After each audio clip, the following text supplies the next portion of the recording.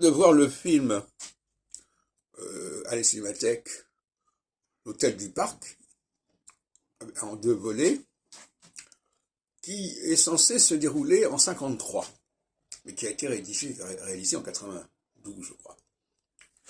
Et c'est assez étrange parce que on est en pleine période de rapprochement franco-allemand.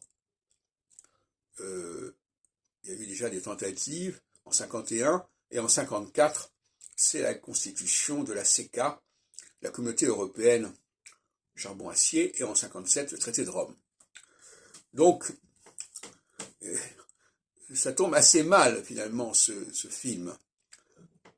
Ou plus exactement, c'est pas le film qui tombe assez mal, mais c'est la période où l'on décide que le film est censé fonctionner, puisque le scénario prévoit que l'on interroge des gens de 53 sur des événements qui ont eu lieu pendant l'occupation allemande. Donc là, il y a une incohérence qui n'a pas été signalée dans le commentaire et l'introduction qui a été faite à la Cinémathèque française. Mais là, il y a un énorme paradoxe. On fait sortir ce film, plus exactement, on imagine que ce film a été réalisé en 53, alors même qu'à ce moment-là, on essayait d'oublier le conflit des années précédentes, et on nous parle tout le temps de 53, 53, 53, alors qu'en réalité, au niveau du contexte politique, c'est une période de rapprochement. C'est assez amusant, parce que, en fin de compte,